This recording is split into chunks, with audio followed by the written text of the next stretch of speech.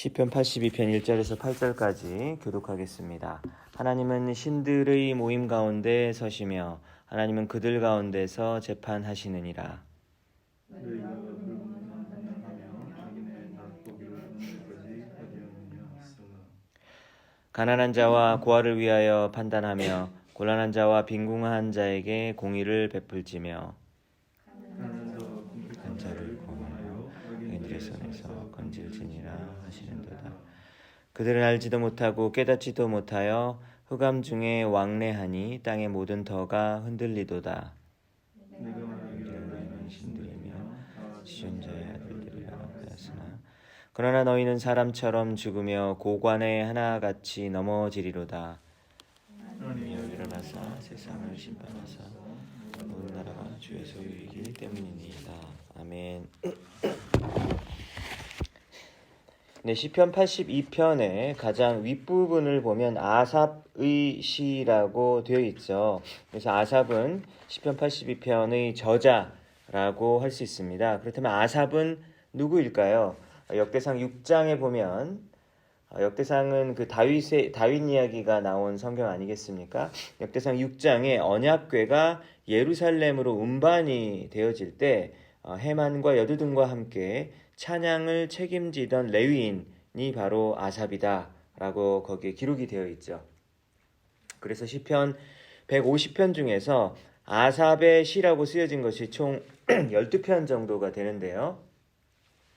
아삽이 쓴 것으로 알려져 있습니다. 그래서 시편 82편을 이해하기 위해서는요.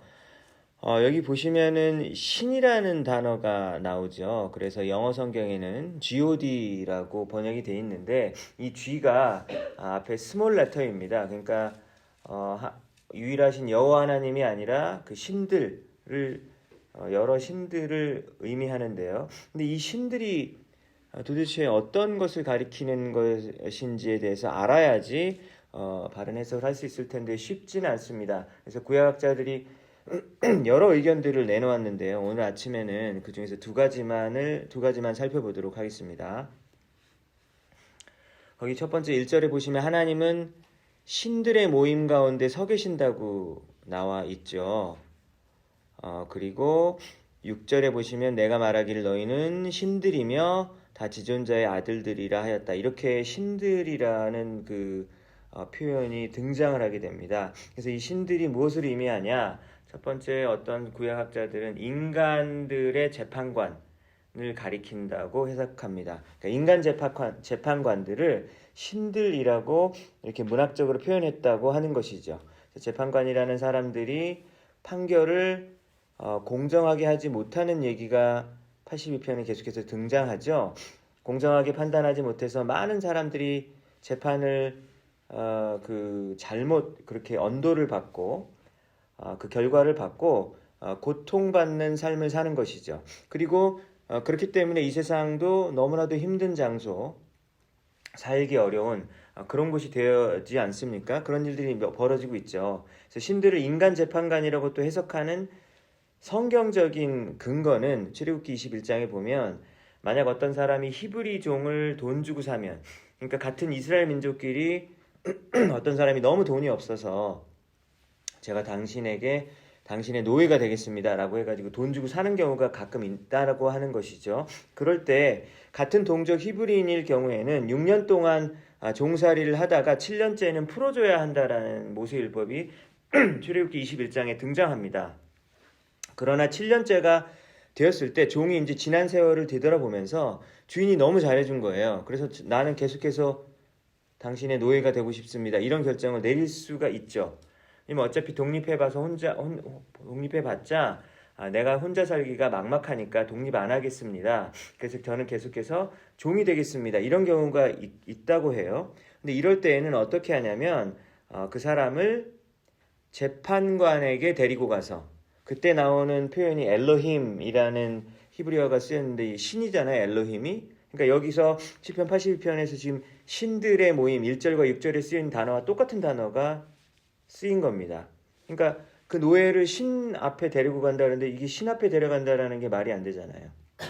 사실은 그것을 판단해 줄 수 있는 재판관에게 데려가는 것이거든요. 그래서 귀를 송곳으로 뚫어가지고 야 너는 이 사람의 영원한 노예가 되는 거야 라고 하는 과정을 이렇게 땅땅땅 이렇게 언도를 내려주는 사람을 재판관이라고 하는데, 이 재판관이 쓰여진 단어가 엘로힘이라고 하는 단어가 있거든요. 그렇기 때문에 이것을 근거로 해서 시편 82편도 이 신들을 인간 재판관이라고 해석을 해야 된다라고 해석을 하는 견해가 있는 것이죠.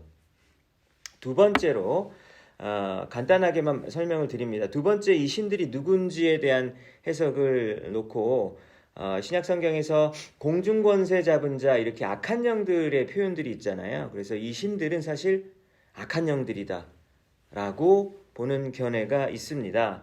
그래서 이 악한 영들의 영향 때문에 사람들이 나쁜 사람들로 되고 그리고 나쁜 짓들을 저지르고 하는 그 배후에는 악한 영들, 마귀가 있다라고 해석을 하는 것이죠. 그래서 여러분들 기억하시겠지만 욥기를 보시면 처음 그 부분에 등장하는 그 부분을 보시면 하나님이 천상회의를 하잖아요. 거기 보면은 막 좋은 천사들도 있고 나쁜 천사들도 있고 거기서 막 회의를 하면서 야 욥을 어떻게 할까? 그러니까 막 욥 죽여버립시다.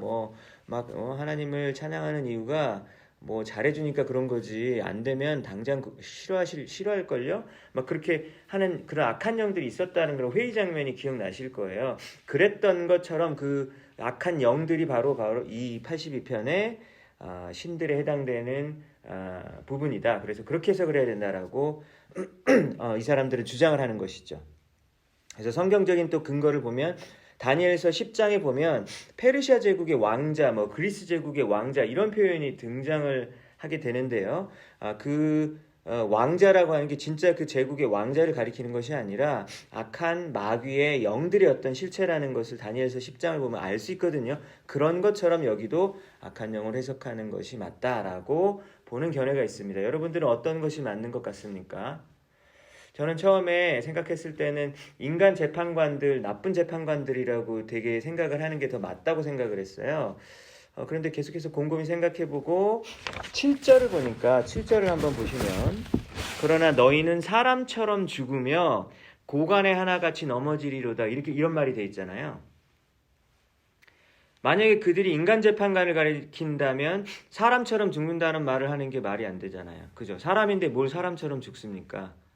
그게 결정적으로 말이 안 되는 거예요. 그렇기 때문에 저도 두 번째 해석, 악한 영들로 해석하는 것이 조금 더 이 전체적인 문맥으로 해석하는 것이 맞지 않겠는가라고 저도 결론을 그렇게 내렸습니다.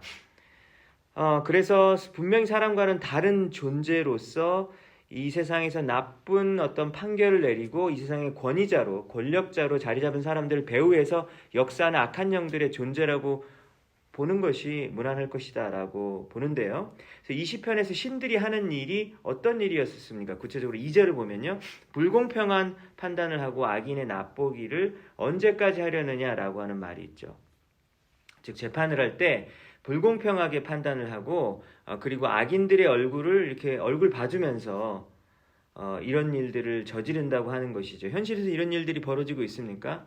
여러분들 많이 알고 계시죠? 그래서 돈이 있는 사람들은 무죄로 만들어지고 돈이 없는 사람은 유죄가 되어진다 이런 표현이 있잖아요.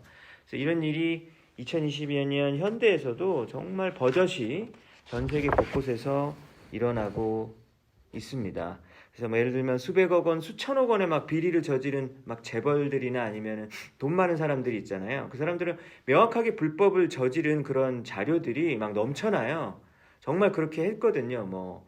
재산을 이렇게 물려주는 과정이나 아니면은 같은 회사에서 이 회사 저 회사를 이렇게 돌려가지고 돈을 이렇게 해서 돈 세탁을 하거나 이런 부분들이 너무나도 명백한 증거들이 있는데도 불구하고 그것이 이제 고소가 되어졌을 때 대형 로펌의 변호사를 고용을 해서 얼마 후에 이제 뉴스를 보면 어떤 기사가 나오죠? 보석으로 풀려났습니다. 보석이 뭐죠? 그 돈 주고 풀려나는 거잖아요. 이런 얘기 나오고 또 건강에 이상이 있다는 또 기사가 나와요. 그래서 딱 보면은 모자를 깊이 눌러 쓰고 마스크를 쓰고 항상 휠체어를 타고 나오잖아요. 휠체어를 타고 나는 어떤 그런 기사들을 우리는 정치가들이나 아니면은 어떤 굉장히 큰 권력과 돈을 가진 사람들이 그런 기사들이 너무 자주 나오는 거예요. 그래서 왜 그렇게 저 사람들은 면제가 잘 될까? 이런 생각이 정말 든다라고 하는 것이죠. 그래서 공공의 이득을 뭐 주었다라는 이유로 감면을 해줬다. 뭐 이게 좀 참 이게 말이 되는지 안 되는지 모르겠는데 그런 얘기를 하면서 풀어주는 경우가 너무나도 많다라고 하는 겁니다. 여러분 이렇게 돈이 있거나 권력이 있는 사람이 아닌 경우도 있잖아요.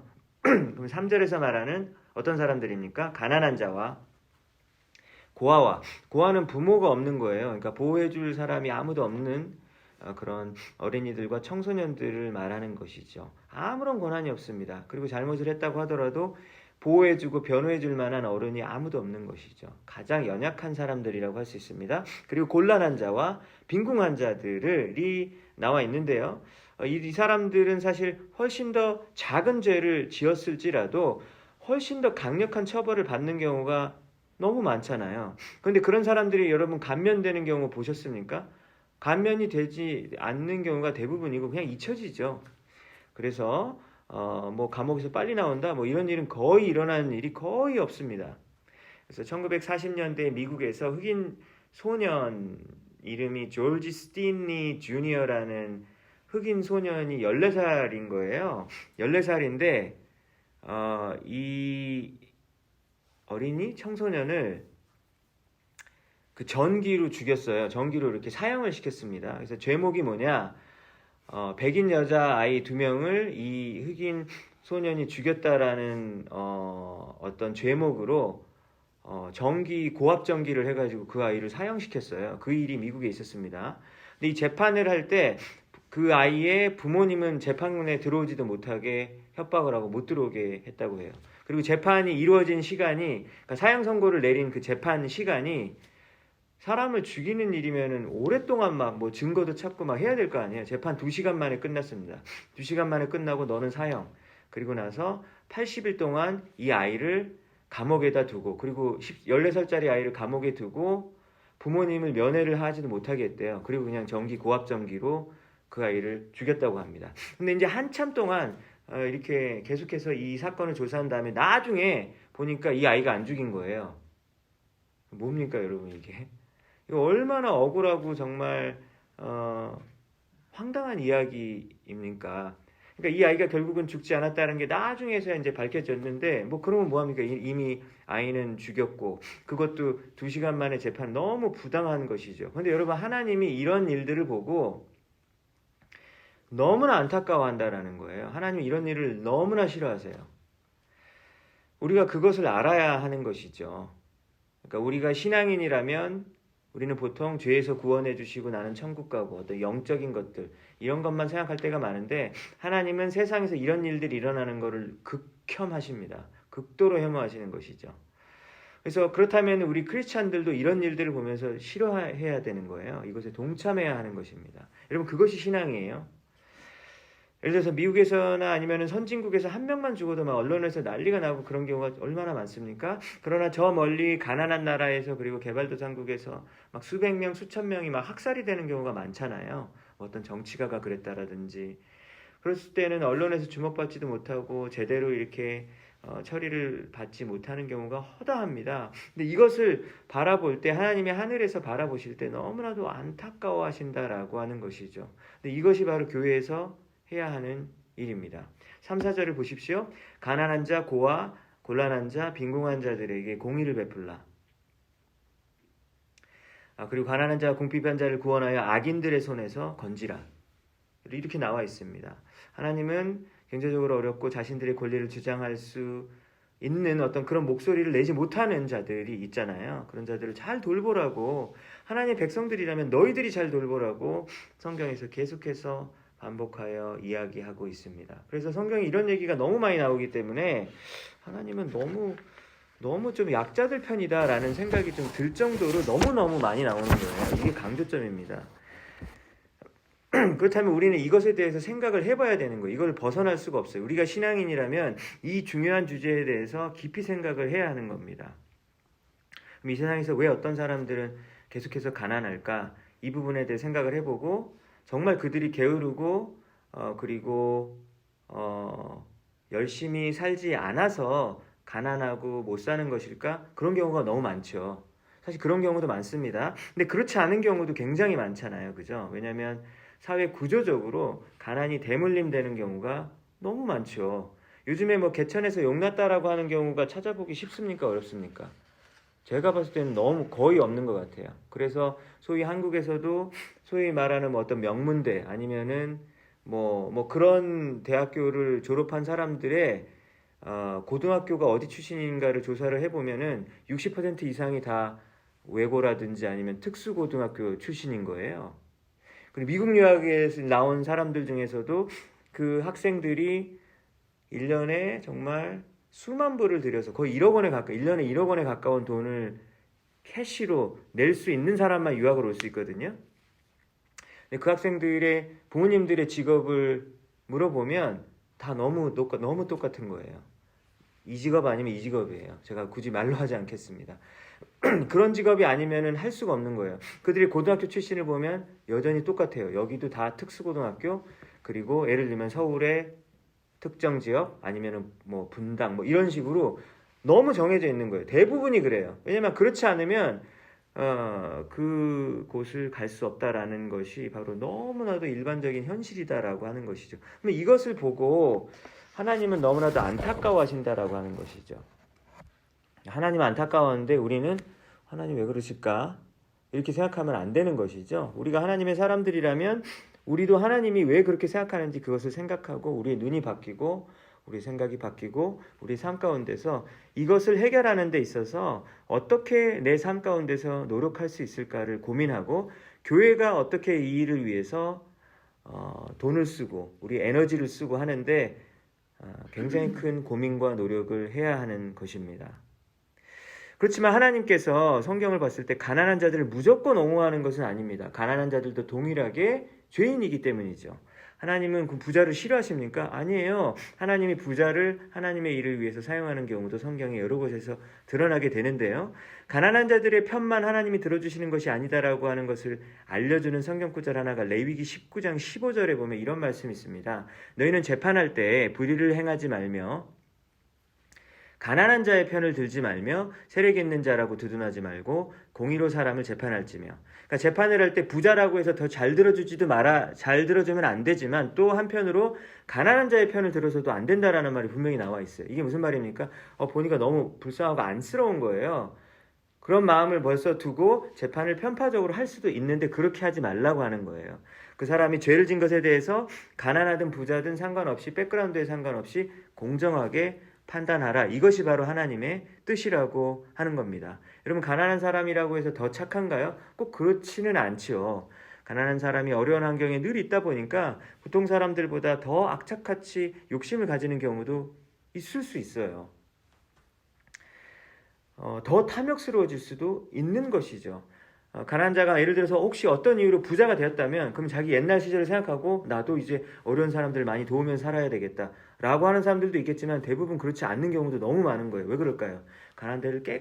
가난했었을 때를 깨끗하게 잊어버리고 자기가 욕심 많고 비난하던 어떤 그 부자들보다 더 욕심을 부리는 더 악독한 부자가 되어질 수도 있거든요. 그러면 뭡니까? 아무 소용이 없잖아요. 그 가난했었던 경험들이. 그래서 부자나 가난한 자나 권력이 있는 자나 권력이 없는 자나 단 한 사람의 예외도 없이 누가 필요한가요? 예수 그리스도가 절실히 필요한 완전히 타락한 죄인들이다 라고 하는 것이 성경의 가르침임을 우리는 알 수 있습니다. 5절을 보니까요. 불의한 재판장들은 알지도 못하고 깨닫지도 못합니다. 그래서 어두움 중에 왕래하며 땅의 기반부터 흔들린다 라고 말하는 것이죠. 그들은 자신들의 권력에 취해서 마치 자신들이 대단한 사람인 것처럼 행세할 수 있지만 사실은 그들의 기반이 완전히 마치 지진이 일어나가지고 땅의 기반이 흔들리는 것처럼 불안하다라고 이야기하고 있는 것입니다. 6절에 나온 것처럼 신들이고 지존자의 아들이라고 부를 만큼 그들이 권세를 누리고 있으나 7절 결국 악한 영들은 유한한 인간처럼 그리고 이 세상의 수많은 세상을 호령했었던 그러한 사람들처럼 결국은 죽어 없어질 것이고 넘어질 것이다 라고 7절에서 이야기하고 있습니다. 여러분들도 얼마 전에 읽으셨듯이 계시록 20장에 보면 성도들을 미혹하는 마귀가 불과 유황못에 던져질 것이다 라고 하는 말씀이 있었잖아요. 그것이 바로 악한 마귀들의 결말이에요. 그 악한 마귀가 얼마나 무서워요. 좀 있으면 자기가 불과 유황못에 떨어지고 그곳에 안 믿는 모든 불신자들과 세상에서 악한 짓을 저질렀던 모든 그런 인간들과 함께 영원한 하나님의 심판을 받게 되는 것을 알고 있기 때문에 한 명이라도 더 끌어가지고 지옥으로 데려가려고 악한 마귀가 오늘 하루도 이렇게 애쓰고 있지 않습니까? 그래서 8절은 결론입니다. 이런 불공평한 이런 세상의 모습들을 보면서 우리 하나님의 백성들은 어떤 일을 할 수 있을까요? 아삽이 기도했던 것처럼 하나님이여 일어나십시오. 세상을 심판하여 주십시오. 그렇게 하나님께 절규하며 기도합니다. 근데 하나님이 주저앉아 계신가요, 지금? 하나님이 주무시고 누워 계신가요, 지금? 왜 하나님 보고 일어서라고 합니까? 말이 안 되는 것처럼 보여지지만 우리가 느끼기에는 때로는 이 세상에 너무나 정말 말도 안 되는 불행한 일들이 매일매일 일어나는데 왜 하나님이 여기에 개입 안 하시나요? 라는 생각이 들 때가 너무 많거든요. 아직 하나님의 때가 오지 않았습니다. 주 예수 그리스도 다시 오실 때 그날 완전히 다 깨끗하게 정리해 주실 거예요. 근데 그때는 우리가 정하지 못하는 것이죠. 근데 그때가 오기 전까지 우리 인간들의 입장에서는 하나님의 백성들의 입장에서는 너무나도 안타까운 거예요. 하나님의 나라가 이 땅 가운데 이루어져야 되는데 왜 안 이루어지십니까? 하나님이 이 세상을 통치하신다면서 왜 이 세상에 이렇게 불쌍한 사람들이 많은 것입니까? 눈물 흘리는 사람이 왜 이렇게 많은 것입니까? 우리는 한탄하는 것이죠. 그래서 우리가 해야 할 일은 무엇입니까? 그 하나님께 절규하면서 기도해야 하는 것이죠. 근데 불신자들 입장에서는 기도가 얼마나 무기력하고 시간 낭비하는 것처럼 보여집니까? 눈 감고 중얼중얼 뭐 하는 거야? 라고 보여지잖아요. 그렇지만 그 안에 가장 강력한 힘이 있다고 여러분 믿으십니까? 왜냐하면 모든 나라가 주님의 소유이기 때문입니다. 그렇다면 우리가 잊지 않아야 할 우리 기도의 내용이 어떤 내용이 있을까요? 이 땅의 불의한 상황들을 보고 기도해야 하는 것이죠. 그리고 또 여러분들 주위에 어떤 불의한 일을 당한 사람들을 보면서 함께 기도해주고 그리고 우리가 도와줄 수 있다면 그곳에 개입하고 도와줘야 하는 것이죠. 우리 교회도 그런 일을 하는데 반드시 많은 힘을 쏟아 부어야 하는 것입니다. 크리스찬은 무너진 모습을 보면서 세상이 다 원래 이렇지. 이러니까 죄가 많은 거야. 이러니까 다 예수님이 필요하지. 그러고 그냥 넘어가는 게 교회가 하는 일이 아닙니다. 그곳에 개입을 할 수 있을 때 개입을 해야 하는 것이죠. 기도를 했다면 적극적으로 우리가 실천하면서 살아가야 하는 것이죠. 여러분 미국이니까 힘든 사람이 없을까요? 힘든 사람 너무 많아요. 저도 여기 지금 풀만에 온 지 몇 달이 안 됐는데도 벌써 몇 명이 보이더라고요. 제가 아는 어떤 청소년이 막 아버지가 감옥에 가 있고 어머니가 이미 돌아가셨어요. 그래서 이 친구는 지금 형제들이랑 이렇게 자매들이랑 자기의 어떤 가족들과 지금 지내는데 부모 없이 지내는 거예요. 그러니까 그 형제들이 막 마약을 하고 막 이런 환경 속에서 지금 자라나고 있는 청소년이 있는 거를 또 제가 소식을 듣게 됐어요. 그러니까 너무 안타깝더라고요. 그러니까 이 친구의 미래가 어떻게 될 것 같은가? 좀 이따 학교 그만두고 이제 앞으로 미래가 너무 뻔하게 보이니까 너무 안타깝더라고요. 그래서 자꾸 기도하게 되더라고요. 하나님 어떻게 할까요? 어떻게 제가 도와줄 수 있을까요? 이런 기도를 하게 되더라고요. 여러분들 우리 주위에 없는 게 아니에요. 있거든요. 있는데 우리가 왜 안 보이지 않을까요? 왜냐하면 조금 더 개입하면 사실 되게 불편하거든요. 마음이 불편하고 그리고 사실 귀찮기도 하고 내 할 일도 많고 내가 걱정할 일도 많은데 내가 굳이 신경 써야 되나 이렇게 하면서 넘어간 적이 우리가 너무나 많거든요. 하지만 그렇지 않습니다. 우리가 할 수 있는 일을 반드시 해야 하는 것이죠. 여러분 시편 82편의 저자가 누구라 그랬습니까? 아삽이잖아요. 아삽은 뭡니까? 찬양 인도자예요. 찬양 인도자가 우리는 기타 치고 앞에서 막 하나님 막 이러는 사람인 것 같잖아요. 근데 하나님 그 찬양 인도하는 사람이 지금 뭐 얘기하고 있습니까? 사회에 악한 일들을 고발하고 있잖아요. 그것이 바로 우리 성도들이 해야 될 일이라고 하나님께서 말씀하고 있는 것입니다. 그런 것들을 그만 내버려 두면서 찬양하고 예배하는 거 하나님이 원하시지 않는다라고 하는 사실을 우리가 한번 깨닫고 우리의 마음 가운데 부담감을 가지고 우리의 삶이 달라지고 우리의 기도가 달라지는 그러한 우리 교회가 되기를 주님의 이름으로 축원합니다.